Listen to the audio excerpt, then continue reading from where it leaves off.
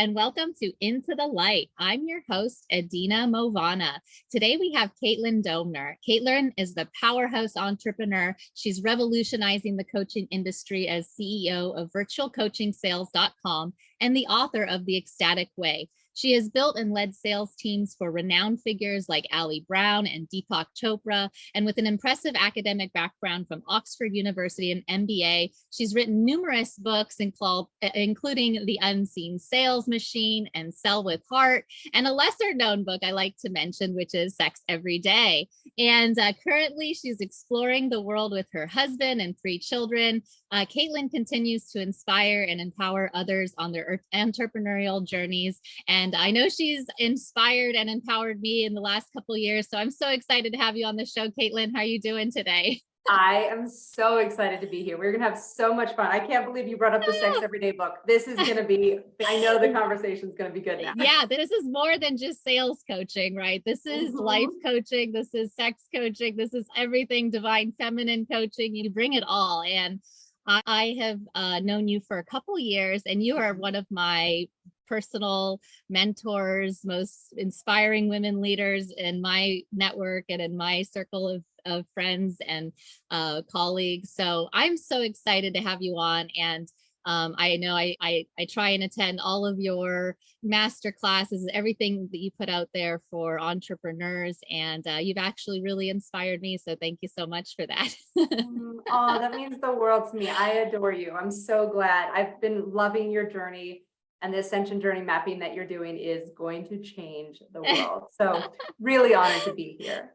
Thank you. Yes, we're talking, I like to talk about all things ascension, and I'm now branching into ascension business mapping also, where we're working with different people like light workers, healers, practitioners, bringing them into the Unity Consciousness Collective and helping them ramp up their sales and marketing. So a couple of the people in my network have definitely come to work with you, and they're always super excited when I get them in touch with you. So can you tell me a little bit, just to start off, like as we're learning about what you do, like what are your coaching programs like now? I know you have a lot of different things. You offer programs for people just starting out on the entrepreneurial journey, maybe people like me who have a corporate background and who want to try to launch into their practices and become a coach. So yeah, tell me a little bit about what you do. It would be great to hear. Thank you. Ecstatic Business School is designed to support those light workers, the coaches, the healers,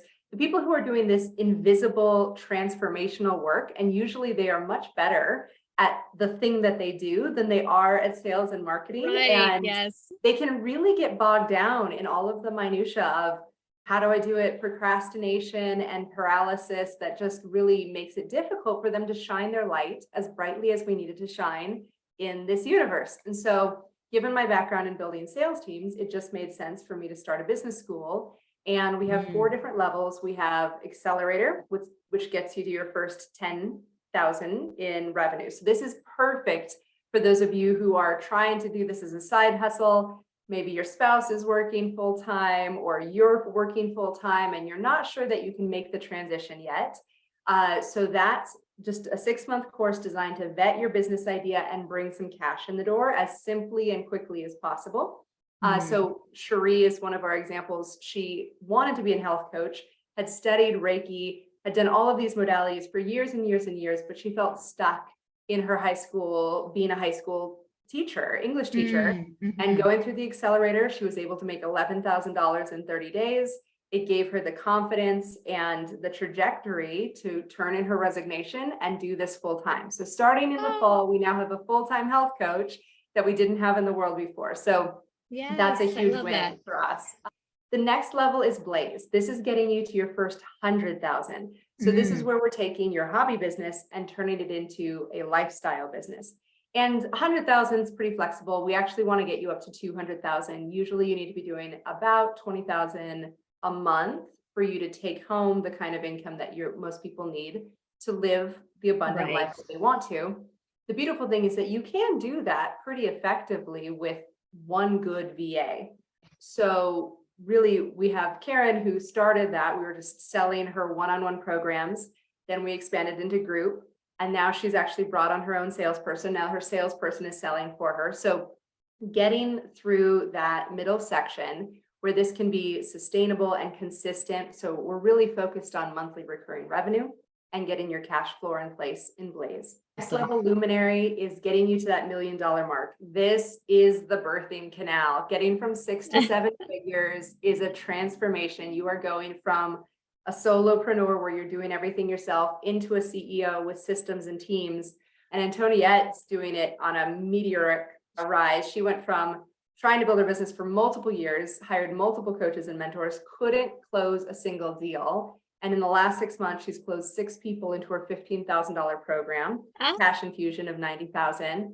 And we've done the trajectory. So each one of them has a lifetime client value of about $60,000.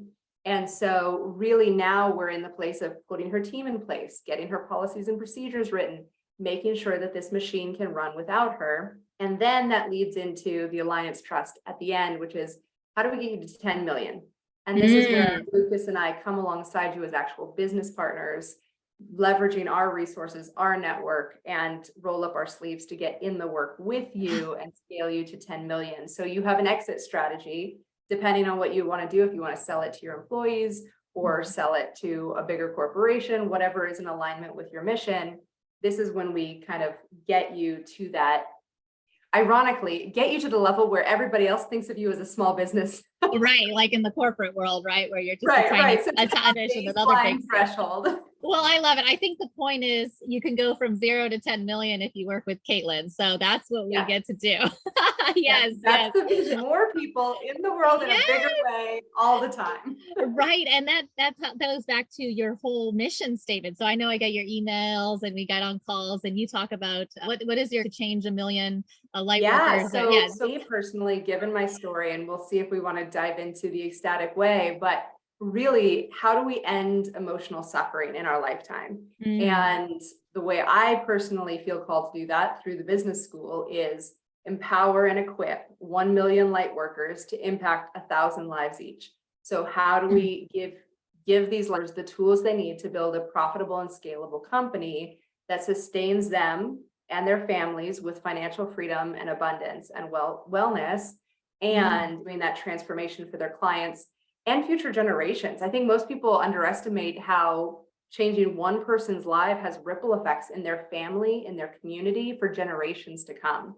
So I think a lot of people underestimate how important the work is, and that like we get caught up in our own comfort. We're like, well, I'm comfortable.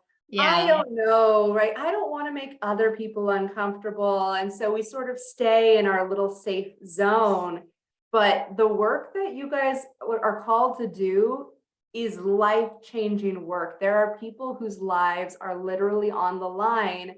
You don't get luxury of staying small anymore. You have to kill that ego and let you just serve the world in a bigger way. So yeah, we do a lot of mindset work. We do energy work inside of the business school. I think I'm the only business school I know personally that does quantum healing as part of the experience and has life coaching every month. So you get life coaching, you get quantum healing, and we're giving you an MBA level education. So we've really tried to hit all of the bases so that you're a whole human changing the whole world. Yes, I love it. I love the mission statement, and it sounds so big, but when you break it down, like you said, we impact everyone's life in this way. And one of the things that I do love when I'm on your calls and in your groups is you have this focus around the spiritual element, and it's unwavering. It sounds like within your teachings and your philosophy. And, I'm curious on a personal level, about your choices really, keep things spiritually aligned and in alignment, and you have this greater mission. And can you tell me a little bit about how you got here, and also your religious background? Because I know personally you kind of come a more conservative kind of Christian church. Is that right? Yeah. So tell us a little bit about how the spiritual through for you here. Absolutely. And I love talk about this. So yeah, I grew up conservative Christian, kind of evangelical, was very into my religion, evangelism all through high school. I was one of those weird kids that like rebelled against their parents into conservatism. I was conservative than my parents were. Wow. So that was it was an interesting experience. And since then, I've really opened up. The business school is spiritual, but extremely ecumenical. So I am still a Christ follower. I don't always resonate with the term Christian anymore, but still, Jesus is my person. But that's my business partner, Lucas, channels Gaia and worships Danu. So we have what my religion would call a pagan, Yeah. Christian together, and we have people like you with Muslim backgrounds or Buddhist backgrounds or Jewish backgrounds. And that is what I am loving. That's what I envisioned when I started this. My own journey was really hit rock bottom. I had the perfect life. I was traveling the world, had my businesses, had my publishing career, had all of these amazing things on the outside, but I still was struggling with anxiety and depression. I had been in the church. I had tried therapy. I had literally been in the coaching world, being actively coached for 10 years, and nothing was touching this just black hole in my solar plexus. And so in the middle of living out everyone's dream life, I found myself sitting on a beach wondering, how do I file for bankruptcy? Can I sue for divorce? Where else can I run away to? And that's when I finally realized, oh, when you really actually run away from everything in your life, you're now half a globe away from where you started, and the demons are still with you. Maybe, just maybe, the problem is you, Caitlin. Yeah. Where are you running from? Yeah. You can't run from yourself. Wherever you go, there you are. Yeah. So that's what sparked this new spiritual awakening. It is a remarkably cliche mystical experience, but that I had a cacao ceremony in Bali, and that was where I heard a voice say, it's safe to shine. And for whatever reason, that was the key that unlocked my connection, and just started getting download after download, wrote that 65 days. And it was just this framework for how do we use our emotional guidance system as the compass to bring us back into alignment with truth. And that's the thing to do, is teaching people that your emotions are not the enemy. They're not something to be suppressed. They are your compass. And when you're out of alignment, it means you're out of, like, when you're feeling suffering, it means you're out of alignment with your truth and we call it ooze of well-being, that thing that connects you to all that is. And once I had me, I couldn't go back to just building sales teams for people who already had lots of money. And I wasn't willing to kill my own soul anymore. Not for the sake of money. And so then it was just, well, how can I further this mission? How do I get this message out to every single person on the planet that you are infinitely powerful, you are unconditionally loved, and you are never alone? And so it was, the school is just the platform. It's just the spark, the beginning of this I really see as a movement of hope for the world. And at that point, I realized it has to start with spirituality. You have to be connected. And we say you're higher up. So whatever flavor of the divine you use, whatever name you call, I don't care, but get connected up, get connected in, and then get connected out. So that's our trifecta, is connect with your inner wisdom and your highest self, and then start building a community of people who get it, who get you, who love you, and have got your back. And that's been the game changer, is giving myself permission to only work with people who see the mission, who get the vision, who are aligned with my values, who speak my language, who are okay when I pray with them on a coaching call. Like, these are the people that I want to serve and empower. And so it was like, okay, we're not going to hide anymore. This is what we do. If you love it, come join us. If you don't love it, great. I'm really glad we're clear on that before you. I love it. And I love the theme of the emotional intelligence here, because that really resonated with me. And you said it in the beginning, when, to end emotional suffering and to turn back into our emotional intelligence and our system. I mean, people talk about it in different ways. And for me, it was the things that I started creating around, the root of all evil is non-empathy, like empathy-based awareness, and how we have personal ego versus our empathy side. And, that we're really at, and that this is how we make decisions. And this is what aligns us with God and with our intuitive abilities and our emotional intelligence, and all of that is being interconnected. And so, I love that this is, almost like a requirement for that success to open up into, your business and your abundance and your ascension process. I like to talk about, your love and ascension journeys that people are going through. So I wanted to see, yeah, because you know a little bit about the different kind of left turn you took with the spiritual tradition, like going from more Christian background. And I know personally in your teachings, you talk about, maybe law of attraction, or you have that video you had us watch on the being in the vortex state, Yes. right? The flow state. Yeah. So how did it happen? Do you end up like using, laws about the universe or law of attraction in your own life as well? Yeah, when I was first making that transition, growing up as a kid, I had a really intimate relationship with God where I could ask for anything and he'd give me anything, and it was really easy. Like I would ask for a certain bathroom stall when I'm 10 people back in line, and I would get that particular bathroom Oh, stall. I And it like was that. just, of course, right? And then at some point, somebody told me, well, God's not your genie. And I like shut down that part of myself. Like I can't ask for everything I want. I have to figure out the mystical mystery of what he wants, and then I'm allowed to bring myself into alignment with it. But what if he wants to send me to a little dirt cottage in Africa and I don't want to go? Maybe I don't want to ask about his Oh, will. I would rather just keep my head down and like pretend that he doesn't exist. And so for me, the shortcut around that when I was first healing that wound was the universe is on my side. God created the universe to be for us. And like Adam and Eve, right?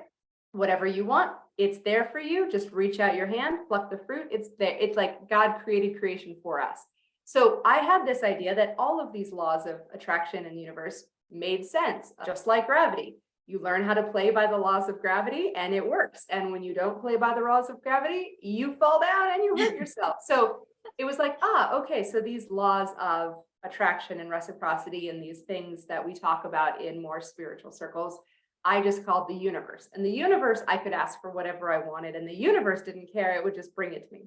Now I have finally come into alignment where my view of God, and sometimes light or source or whatever words are sometimes easier for people who have their own God wounds to talk about, that I believe that we are united, and right, he, she, it, they are getting to experience life as me, through me, and just the delight, right? I kind of broke away from the idea that there's a very specific objective and we either hit it or we don't hit it. And if we don't hit right. it, we might go to hell. And if we do hit it, we might go to heaven. Like all of that stuff, I just sort of let go and was like, you know what? When I think about God in perfection, wanting to create the world, there was no reason that he had to make anything. The only possible reason, he didn't need us to glorify him. He didn't need us to accomplish anything. The only good reason for why God made the world and humanity was for the sheer delight of it, just for the fun of it, just because it pleased him to do so. And when I realized that pleasure and play was at the heart of the universe, oh my gosh, it opened up everything for me. Like my whole life gets to be about pleasure and play. I don't have to check boxes to make somebody else happy, especially not this invisible, like angry father figure. Angry God, Right? Father, yes. Yeah, exactly. And Judgment so, Day. yeah, so now it's just like, I get to and say like, okay, God, what do you want to do today? Do you want to make cookies? Do you want to take a nap? Like, do you want to watch the sunset? Because I believe that they are loving every minute of it. And they don't need me to do anything. They don't need me to change the world. I get to, because it's fun, because we're playing together and we're exploring what else is possible in this sandbox of life. But yeah, it's completely, I approach the world once I understood that principle. Amazing. Yes. And it's so much of that like divine feminine energy coming in. So I feel like your mission with entrepreneurs, especially, women who are, trying to go on their spiritual journey, so much of that is a symptom of, a lot more. I hear about the divine feminine awakening energy. And then, we're all doing this kind of polarity work with the masculine and feminine healing process. And I know Yep. you've done a little bit of that. So yeah, tell me a little. I brought it up in the beginning. The Sex Everyday book and connecting to your feminine energy in these ways. Is that something that you've Oh really yeah. been through yourself?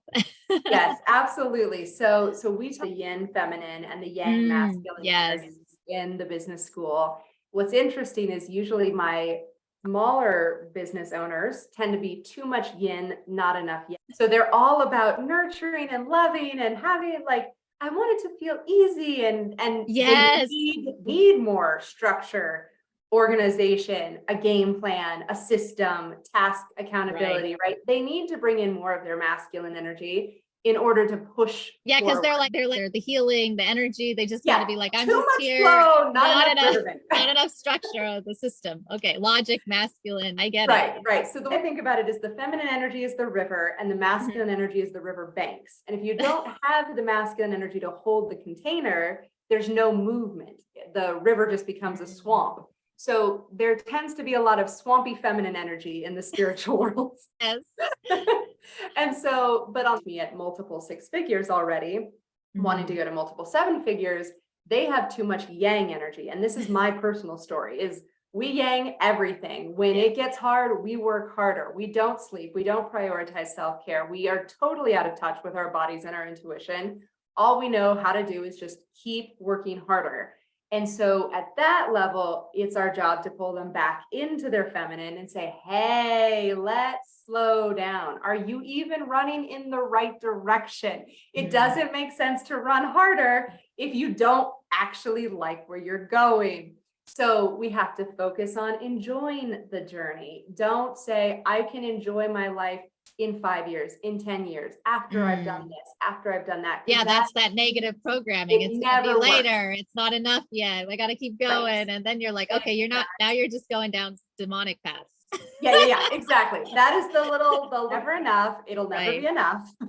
Yeah, a lot. So then back into, okay, how do we prioritize rest? How do we prioritize play and pleasure? And so you brought up our book, Sex Every Day. The whole theme was prioritizing pleasure in your marriage.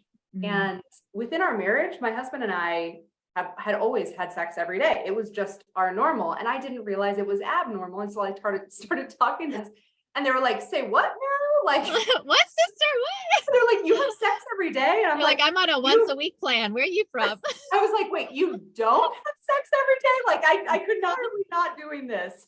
Oh, I love that. And so yeah, just side tangent with that one. When I started explaining it, I realized we do have a system. Anything that's maintained probably has a system. And so the 3 rules for sex every day, if you're curious, the first one is sleep naked. So I think that one's kind of a metaphor and a physical requirement. Just it saves you time. You're already halfway there. Why not? Right. But also just the intimacy that's required to be partner emotionally as well. The second one is give and take something from the menu every day. So the menu was how I talked about it with my Puritan, right? He didn't want to talk about any of it. So we made a menu, and there's appetizers, which might be words of affirmation or making out or massage. Then there's the side dishes, which might be fantasy or chocolate, paint or candles. And then there's the entrees, which everybody's pretty familiar with, but having multiple options of entrees is really important. And then desserts. So cuddles, snuggles, things like that. So thinking of this as a meal that you get to plan, and instead of asking, do you want sex tonight? Which is a really harsh yes or no question loaded with a lot of ego potential for explosion. Instead, we say, what would you like from the menu? So we're inviting our partner to explore what feels good for them and inviting them into intimacy from a place of service. And your partner will sometimes ask, well, what's on the menu if we've had a long day, right? So we want to narrow down our choices. Has anything been 89 or 60? Whatever the chef is. Next stop. Like the ropes course is not going to work tonight, dear. Yeah. And then it's like being this luxurious multiple course experience together so that both of you are getting your emotional and your physical needs met. And then the third rule is if entrees are being served, she comes first, quite literal. So I love it. whoever has the vaginas comes first. That's it. Yeah. I love that. Oh, wow. So yeah, so that really opened up us having a lot more conversation about this. Like I went on a whole podcast tour talking about sex in a very open way. And it Oh just my means God. like so many people crave this experience of intimacy, of pleasure, of connection, their partner, with others, but we have just tabooed all of those subjects. Like Mm. we've talked about God, we've talked about sex. I'm not sure, we should probably talk about money or politics next, just to make this a completely taboo show. Oh my gosh. But it's just, these are the things that actually matter. These are the things that get to the heart of who we are. And Right. until we start identifying these values and saying, this is what I stand for, it's really hard for us to create true community. And that's where we can bring people around us who are aligned with us at this deep, deep level. So my business partner and I talk a lot about community. He's doing his dissertation on the subject. So we talk about it a lot, but he and I look completely opposite on the surface. He's like the scientist, Gaia worshiper. I'm the artist, philosopher, Christ follower. Like it looks like we should have nothing in common, but at our heart, we have everything in common. Like our mission to change the world and save humanity is in complete alignment. But so many of us are having these superficial conversations on social media or wherever, where we are people who agree with us on the surface, and we're not allowed to go deeper onto the hard issues. And so we never get to the heart of what's really going on. And so that is what I want to spark. And what I know that you're doing here on your podcast is get heart of the matter, talking about the things that actually have eternal implications. Yeah, absolutely. And like you said, we're on a mission for change, to be these light workers. And this is part of our spiritual journey. And you connect on a holistic level. So people work with you, they're getting the business side, they're getting, all of the structure they need, but they're getting the emotional intelligence side, and they're getting the, healing energy side. So it's like mind, body, soul in alignment, and your work so much on that principle, and coming into your own alignment with source or with God. So I love it. And I shared about your background as coming from a Christian background, and so this is awesome. And also your travel now, your things you're doing with your kids. So you're my personal hero, because I saw you take off and leave on what kind of show are you on? A globe trotting 200 country, I don't know how many Yeah, have you checked? What are you doing? Yeah, so we realized, my husband and I have been doing full-time entrepreneurship for my son's 9, so 9 now. And when we thought about it, we're like, well, what's the end? What do we working for? Yeah. We know freedom, but freedom to do what? And so it came back to, we would travel. Eventually we'd love to have like a homestead where we raise our own produce and meat and animals and things like that. But before we settle down, we wanted to go nomading. So at first it was just going to be like a year through South America. Then it expanded to 2 years. Now we're probably on a 4-year plan. But yeah, for the first stretch, we did 6 weeks across the US, saw 25 countries. Wow. Sold our van in Miami. So started in Los Angeles, went up through Yellowstone to Washington, D.C., down to Miami, sold the minivan, flew to Mexico, went through Mexico, Belize, Guatemala, Ecuador, over to the Galapagos, down through Paraguay and Argentina, spent 90 days wandering down Argentina, then jumped off the edge of the world and did a 2-week cruise in Antarctica. So my daughter turned 10 on the ice of Antarctica. That was pretty amazing. Got run over by some penguins. It's still the highlight of their whole adventure. Then we flew over to Asia, got stuck in the South Korean airport for 5 days, went to Cambodia, Thailand, Indonesia. Bali is my home forever. I love Bali.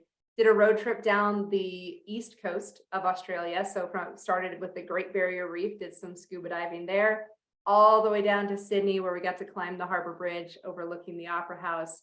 And then we came home for a brief stay that turned into a slightly longer stay, taking care of parents and going through health things.